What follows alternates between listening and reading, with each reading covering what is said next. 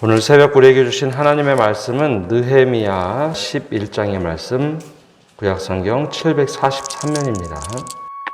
백성의 지도자들은 예루살렘에 거주하였고 그 남은 백성은 제비 뽑아 10분의 1은 거룩한 성 예루살렘에서 거주하게 하고 그 10분의 9는 다른 성읍에 거주하게 하였으며 예루살렘에 거주하기를 자원하는 모든 자를 위하여 백성들이 복을 빌었느니라. 이스라엘과 제사장들과 레위 사람들과 느디님 사람들과 솔로몬의 신하들의 자손은 유다 여러 성읍에서 각각 자기 성읍, 자기 기업에 거주하였느니라. 예루살렘에 거주한 그 지방의 지도자들은 이러하니 예루살렘에 거주한 자는 유다 자손과 베냐민 자손 몇 명이라. 유다 자손 중에는 베레스 자손 아다냐이니 그는 우시아의 아들이요 스가랴의 손자요 아마랴의 증손이요 스바디아의 현손이요 마할랄렐의 오대손이며 또 마아세야니 그는 바룩의 아들이요 골호세의 손자요 하사야의 증손이요 아다야의 현손이요 요아립의 오대손이요 스가랴의 육대손이요 실로 사람의 칠대손이라. 예루살렘에 거주한 베레스 자손은 모두 468명이니 다 용사였느니라. 베냐민 자손은 살루이니 그는 무슬람의 아들이요 요엣의 손자요 부다야의 증손이요 골라야의 현손이요 마아세야의 오대손이요 이디엘의 육대손이요 여사야의 칠대손이며 그 다음은 갑배와 살레 등이니 모두 928명이라. 시그리의 아들 요엘이 그들의 감독이 되었고 하스누아의 아들 유다는 버금이 되어 성읍을 다스렸느니라. 제사장 중에는 요아립의 아들 여다야와 야긴이며 또 하나님의 전을 맡은 자 스라야이니 그는 힐기야의 아들이요 무슬람의 손자요 사독의 증손이요 무라요의 현손이요 아히두베의 오대손이며 또 전에서 일하는 그들의 형제니 모두 822명이요 또 아다야이니 그는 여로함의 아들이요 불라야의 손자요 암시의 증손이요 스가랴의 현손이요 바스훌의 오대손이요 말기야의 육대손이며 또 그 형제의 족장된 자이니 모두 242명이요 또 아마세이니 그는 아사렐의 아들이요 아흐세의 손자요 무실레못의 증손이요 임멜의 현손이며 또 그들의 형제의 큰 용사들이니 모두 128명이라. 하그 돌림의 아들 삽디엘이 그들의 감독이 되었느니라.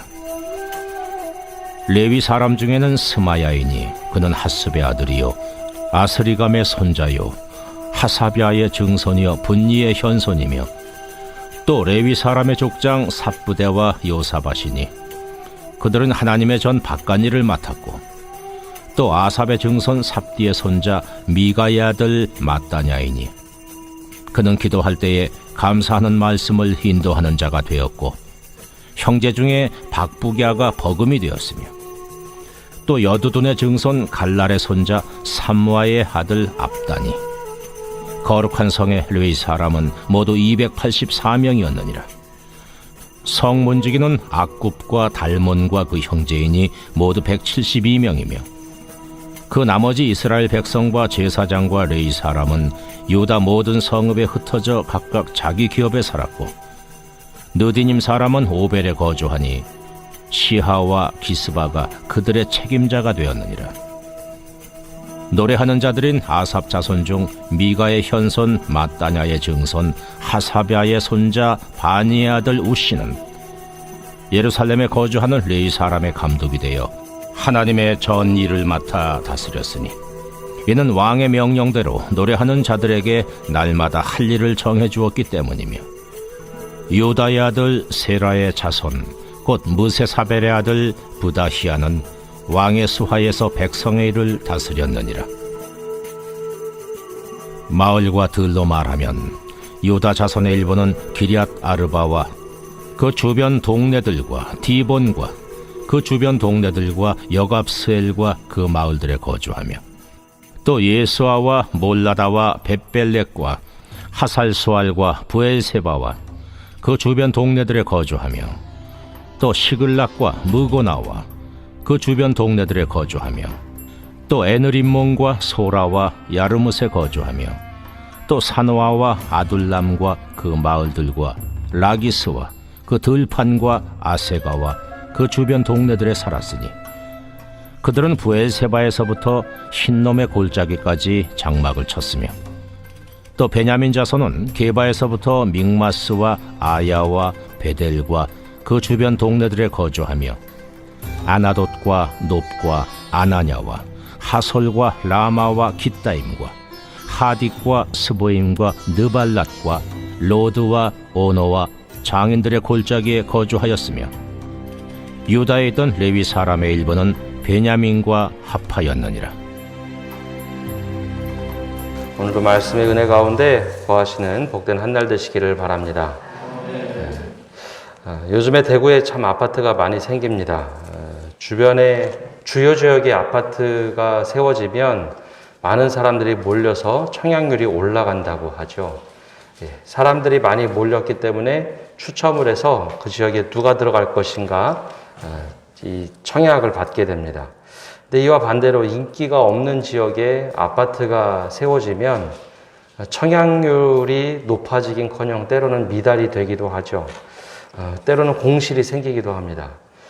보통 국가 정책으로 만드는 지역에는 이러한 인기가 없는 지역에는 인센티브를 줘서 사람들이 그곳에 이주하도록 정책을 펴곤 합니다.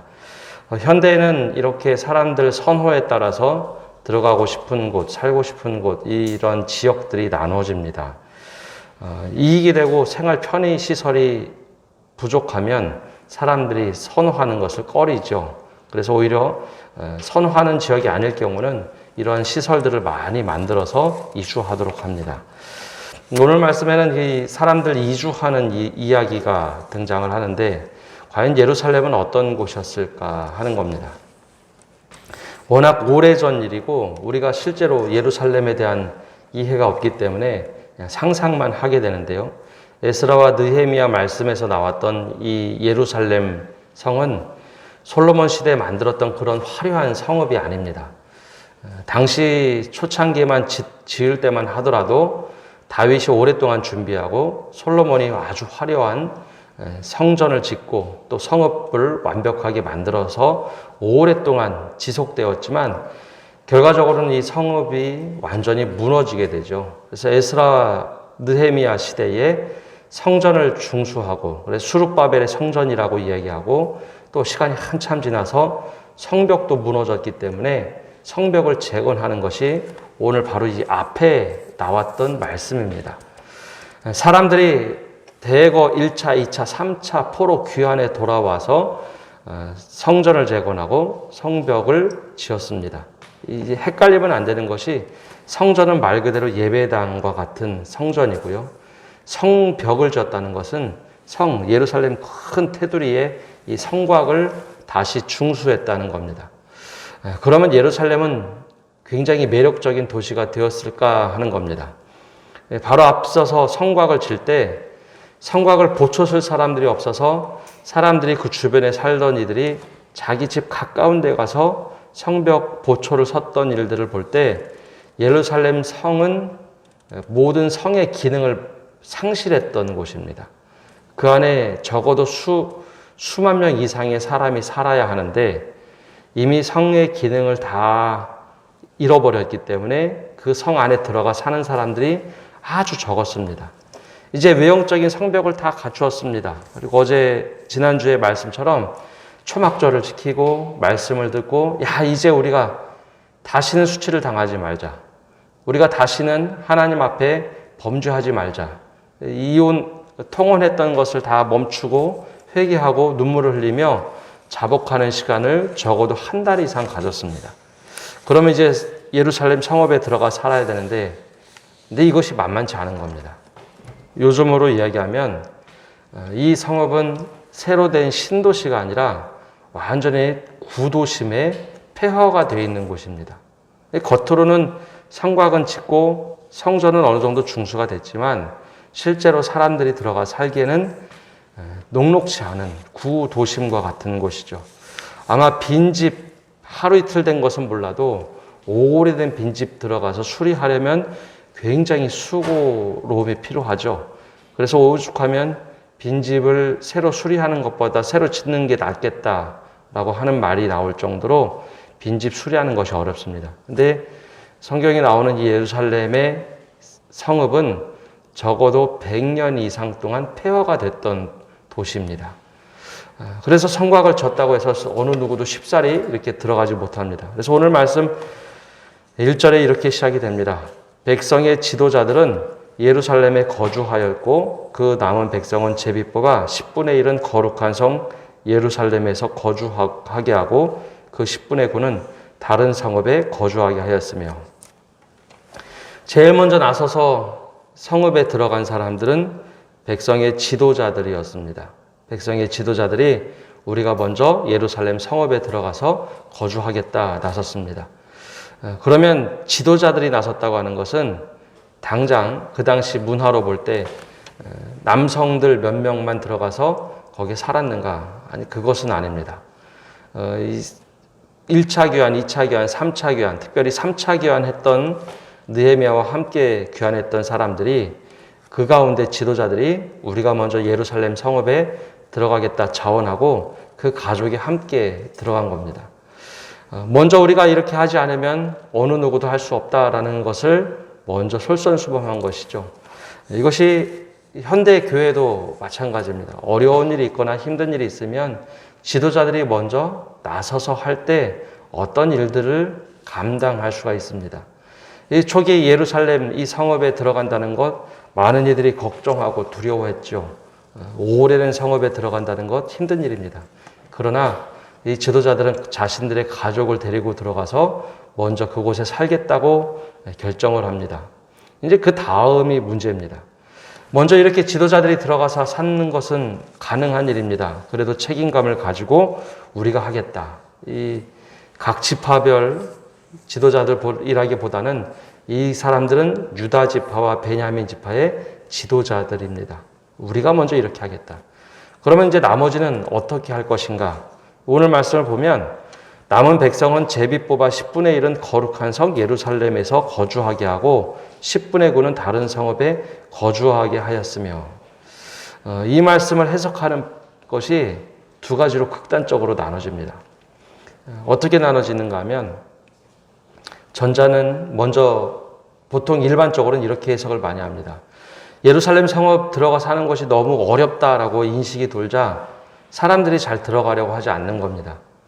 저기 들어가서 살려면 지금까지 성벽 공사한 거와는 차원이 다르게 안에 들어가서 모든 집들을 수리하며 살아야 하고 마을을 새롭게 일으켜야 되는 것이죠.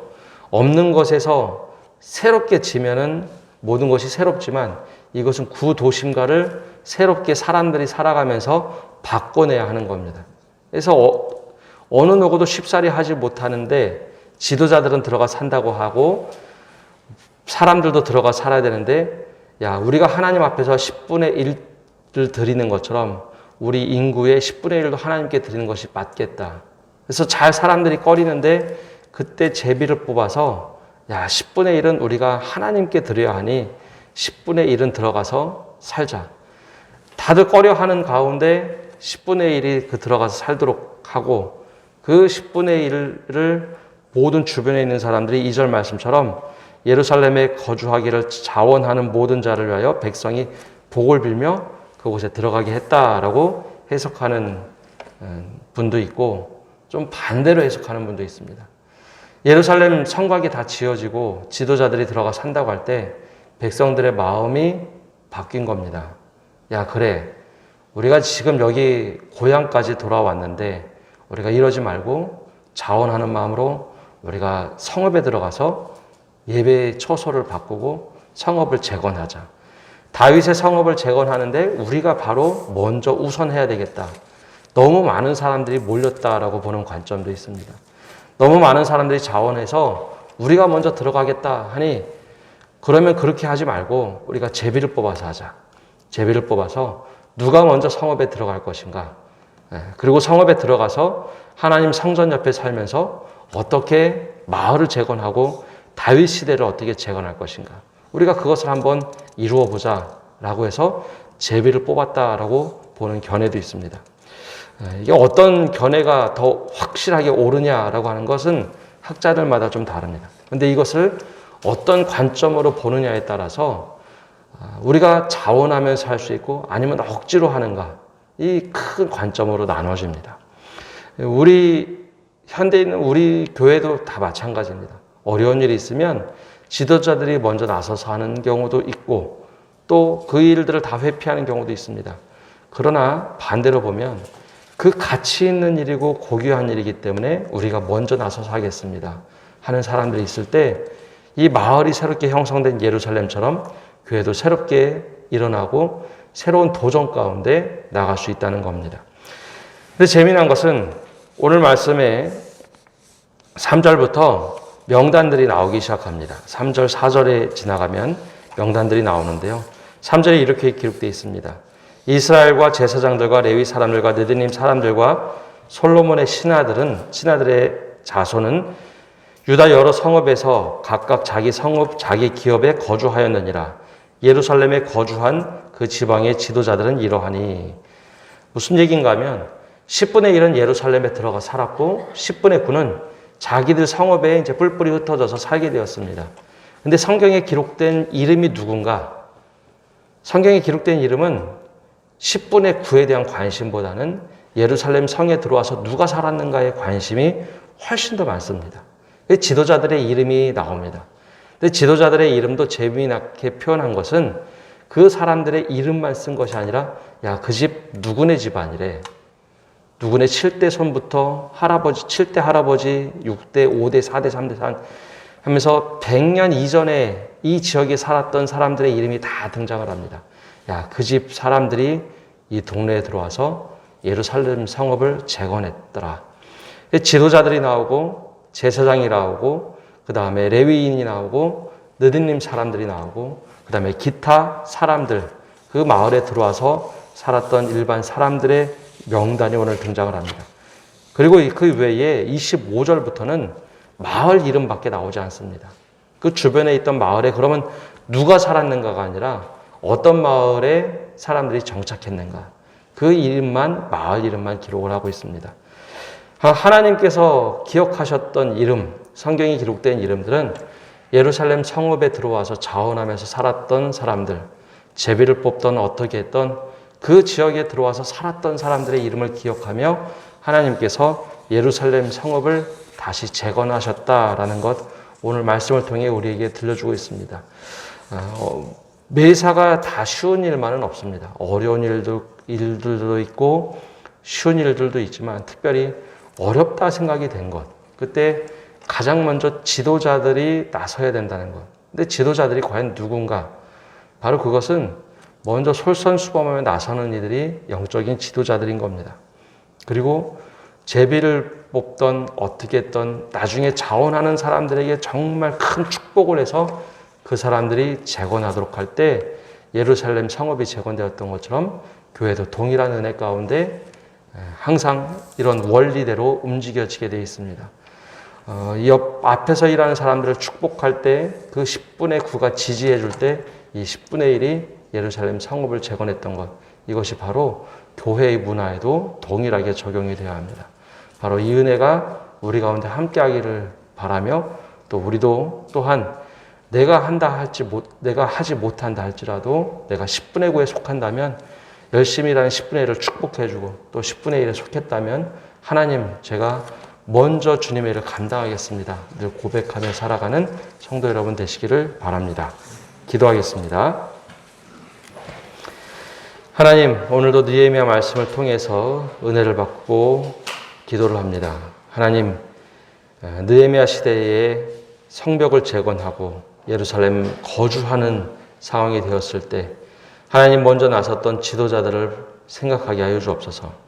하나님, 가족의 어려움도 있고 모든 것이 어려움이 있지만 그럼에도 불구하고 우리가 먼저 나서서 예루살렘 성읍을 온전히 사람이 사는 곳으로 바꾸어냈던 것, 그 수고를 했던 지도자들, 바로 우리가 먼저 지도자들의 마음을 품게 해주시고 지도자들과 같은 행동을 하고 실천하게 하여 주옵소서. 또한 하나님, 예루살렘 성읍을 재건할 때 먼저 많은 사람들이 자원하여 제비를 뽑아 그 지역에 살도록 했던 그 모습들, 하나님 우리가 그 이 모습을 닮아가게 하시고, 하나님 나머지 모든 사람들이 지지해주며 격려해주며 그 10분의 1을 하나님 위해서 축복해줬던 그 모습이 우리에게도 동일하게 나타날 수 있도록 은혜를 내려 주시옵소서. 그래 하나님의 일을 온전히 감당하는 저희 되게 하여 주시옵소서. 이 모든 말씀 예수님의 이름으로 기도합니다. 아멘.